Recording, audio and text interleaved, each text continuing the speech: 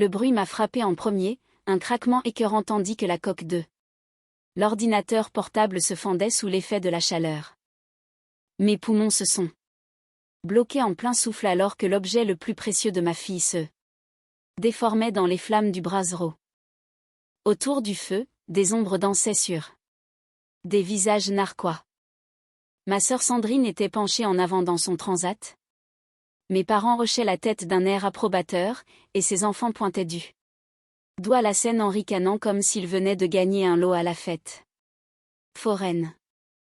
Mes doigts se sont crispés dans mes paumes si fort que je sentais mes ongles si imprégnés en demi-lune. Le goût métallique de l'adrénaline a envahi ma bouche alors que l'écran noircissait et commençait à cloquer. Je sentais chaque muscle de mon corps se tendre comme un ressort, mais je suis restée parfaitement immobile. Peut-être que ça lui apprendra à ne plus être aussi gâtée, a lancé Sandrine, sa voix résonnant dans le jardin de nos parents. Alors qu'elle se rassoyait avec satisfaction. C'est à ce moment-là que j'ai fait quelque chose qui les a tous glacés sur place. J'ai souri. Pas ce sourire crispé et douloureux de celle qui retient ses larmes, mais le sourire calmé, lucide de quelqu'un qui voit enfin tout clairement. Les rires se sont éteints. Le crépitement du feu semblait soudain assourdissant dans le silence. Je m'appelle Valérie. J'ai 39 ans et je suis directrice administrative dans un hôpital. Voici l'histoire de la façon dont j'ai brûlé les ponts qui étaient en train de me noyer. Nous n'avions pas toujours été ennemis. En grandissant, Sandrine et moi partagions tout. Nos vêtements, nos secrets, et le lit du bas. Pendant les orages quand la foudre faisait trembler les fenêtres de notre maison de banlieue. De 3 ans mon aînée, elle ouvrait des voies que je suivais avec empressement. Son intrépidité me rendait plus courageuse par association. Je pensais que ce lien était indestructible. Le changement s'est produit si progressivement que je l'ai presque manqué. Des petites remarques qui laissaient des échardes sous ma peau. Maman est tellement généreuse de te donner cette robe. Je suppose qu'elle sait que tu ne peux pas t'offrir de jolies choses avec ton salaire de fonctionnaire. Chaque pic était assez subtil pour que, si je relevais, je passe pour quelqu'un d'hypersensible. Quand j'ai épousé Julien, elle l'a pris à part pendant la réception. Je l'ai entendu chuchoter, elle s'effondre facilement, tu sais. Tu vas devoir être patient. Quand nous avons acheté notre pavillon, celui pour lequel j'avais économisé grâce à 3 promotions, elle a parcouru chaque pièce en pinçant les lèvres avant de déclarer. C'est un charmant petit logement pour débuter. Vous finirez par prendre plus grand un jour, j'en suis sûre. Mais c'est la naissance de ma fille Léa qui a transformé la jalousie de Sandrine en quelque chose de toxique. Elle couvrait ses propres enfants d'un luxe excessif tout en scrutant chaque cadeau que j'offrais à la mienne. Quand Léa excellait au lycée, Sandrine balayait ses réussites en parlant de « chouchoute des profs ». Quand Léa rencontrait des difficultés, c'était parce que Valérie ne lui avait jamais appris la discipline. Cet ordinateur n'était pas une extravagance. C'était une nécessité. Léa avait montré un talent remarquable pour le design numérique, créant des projets qui impressionnaient même ses professeurs d'arts appliqués. Son vieil ordinateur ramait et plantait sans cesse, lui faisant perdre son travail. Alors, j'ai accumulé les gardes supplémentaires le week-end, j'ai décliné toutes les invitations au restaurant, et j'ai traqué la moindre dépense pendant 6 mois. Jusqu'à ce que j'aie les 2000 € nécessaires. Le soir où je l'ai rapporté à la maison, les yeux de Léa se sont agrandis d'incrédulité.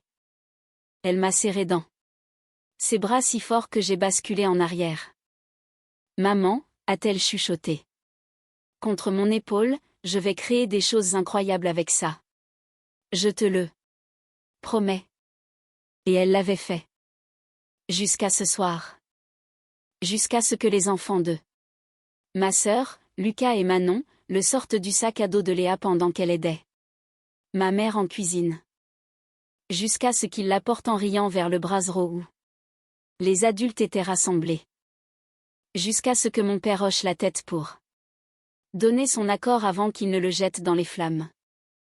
Je n'ai pas crié. Je ne me suis pas précipitée pour le récupérer.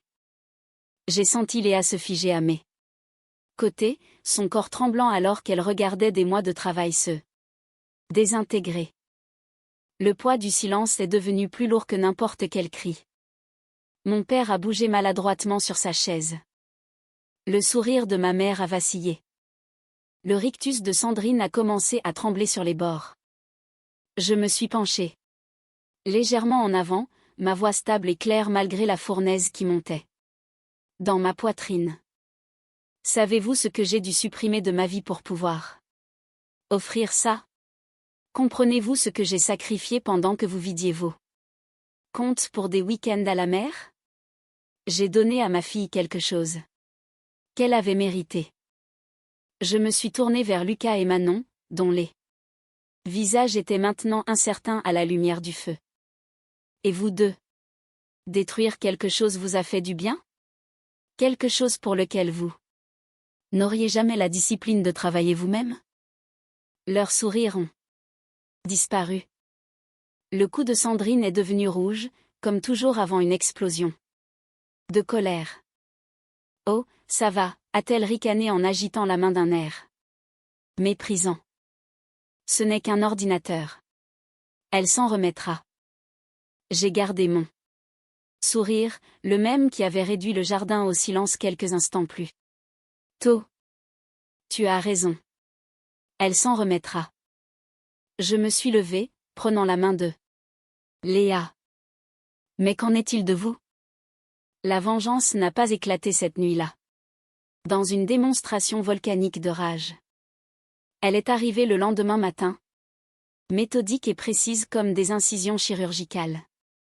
Après avoir ramené Léa à la maison dans un silence total, je l'avais bordée dans son lit en lui promettant que les choses allaient changer. D'abord, j'ai appelé la banque. 3 ans plus tôt, mes parents m'avaient demandé d'être caution solidaire pour un prêt de travaux qu'ils avaient contracté. Ils pensaient que j'avais oublié. Ce n'était pas le cas. J'ai informé la banque que je dénonçais ma garantie avec effet immédiat. Leur filet de sécurité a disparu en un seul coup de fil. Ensuite, ce fut le tour de Sandrine. Pendant des années, j'avais été son fonds d'urgence, sa baby-sitter gratuite, son pilier émotionnel. Elle s'appuyait sur moi tout en faisant semblant de me rendre service. J'ai ouvert notre groupe de discussion familiale et j'ai tapé avec une précision délibérée, à compter d'aujourd'hui, je ne suis plus disponible pour aucune aide financière, garde d'enfants ou gestion de crise. Prenez vos dispositions. J'ai cliqué sur envoyer et j'ai coupé les notifications. Mais je n'avais pas fini.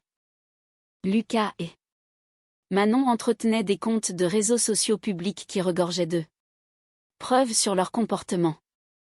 Des captures d'écran où ils se vantaient de tricher aux examens, des vidéos de vol à l'étalage dans les magasins du centre commercial, des messages moquant des camarades de classe en situation de handicap. Leur mère avait soit ignoré tout cela, soit choisi de rester aveugle. J'avais vu leurs publications apparaître dans mon fil d'actualité pendant des mois puisque nous étions connectés sur plusieurs plateformes malgré nos relations tendues. Je n'ai rien fabriqué. J'ai simplement compilé leurs publications publiques, en les organisant par catégorie, malhonnêteté académique, vol, harcèlement. J'ai créé un dossier complet. Je l'ai envoyé.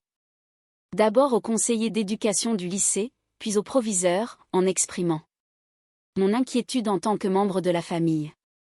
Le vendredi, Sandrine recevait des appels de l'administration, des professeurs, et finalement de la police locale concernant un incident de vol à l'étalage qu'ils avaient filmé et publié. Avec leur visage clairement visible. La confrontation a eu lieu exactement quand je m'y attendais, 14 jours plus tard. Le temps exact qu'il a fallu au conseil de discipline pour examiner les preuves et à la police pour traiter le rapport de vol. Ma sonnette a retenti à plusieurs reprises, des poings furieux frappant la porte entre chaque sonnerie. J'ai ouvert pour trouver Sandrine, le mascara coulant sur ses joues, les cheveux en bataille. Espèce de garce vindicative, a-t-elle hurlé en me bousculant pour entrer dans l'entrée. Tu as ruiné la vie de mes enfants. J'ai refermé la porte calmement en me tournant vers elle. Non, ils ont documenté eux-mêmes la ruine de leur propre vie. J'ai juste refusé de prétendre que je n'avais rien vu. Elle s'est avancée vers moi, le doigt pointé à quelques centimètres de mon visage. Tu te crois tellement supérieure à moi? La mère parfaite avec sa petite prodige? Je n'ai pas reculé. Au contraire, je me suis rapprochée en baissant la voix jusqu'à ce qu'elle soit à peine audible. Non, Sandrine. J'ai juste arrêté de te laisser nous entraîner dans ta chute. J'ai soutenu son regard alors que son expression passait de la rage à autre chose. La reconnaissance. Tout le monde peut enfin voir qui tu es vraiment. Sa bouche s'est ouverte, puis refermée. Pour la première fois en 20 ans, ma sœur n'avait plus rien à dire. Le conseil de discipline a exclu Lucas et Manon pour 2 semaines, a-t-elle fini par chuchoter, et le magasin porte plainte pour le vol. C'est toi qui as fait ça. Ça ne pouvait être que toi. Ce sont leurs actes qui ont fait ça, ai-je répondu. Je me suis simplement assuré que les bonnes personnes les voient. Elle est partie sans un mot de plus, et je ne lui ai pas parlé depuis ce jour. Mes parents ont appelé une semaine plus tard, désespérés par leur situation bancaire, mais je suis restée ferme. Le pont était brûlé, et je n'avais aucune intention de le reconstruire. Ce soir-là, Léa était assise à son bureau, les doigts volants sur le clavier de son nouvel ordinateur portable, plus rapide, plus puissant, avec plus de stockage, acheté avec l'argent libéré en coupant les sangsues financières que j'avais autorisées trop longtemps. Julien avait pleinement soutenu ma décision après avoir vu à quel point Léa avait été dévastée, et il m'avait aidé à choisir un modèle encore plus performant que celui qui avait été détruit. Elle a fait une pause dans son travail, se tournant vers moi alors que je lui apportais une tasse de thé. Maman, est-ce que ça valait le coup de les perdre? J'ai posé ma main sur la sienne, sentant la force dans ses doigts. Oui, parce que maintenant tu comprends quelque chose d'important. La justice ne s'annonce pas toujours par des cris et des larmes. Je lui ai souri. Le même sourire que je portais lorsque les flammes consumaient son ordinateur. Parfois, elle se contente de sourire et d'attendre. Et ce sourire, celui qui avait enfin montré à ma famille qui j'étais vraiment, est devenu le point final d'une phrase que j'aurais dû terminer il y a des années. Avant de vous quitter, voici un petit bonus pour vous remercier d'être resté jusqu'au bout. Si vous aimez apprendre et évoluer comme moi, vous devez essayer les livres audio. J'ai une offre exclusive avec Audible. Votre premier mois est entièrement gratuit. Cela vous donne accès à plus de 500 000 titres, sans aucun frais pour vous. Tous les détails vous attendent dans la description. Ne manquez pas cette opportunité.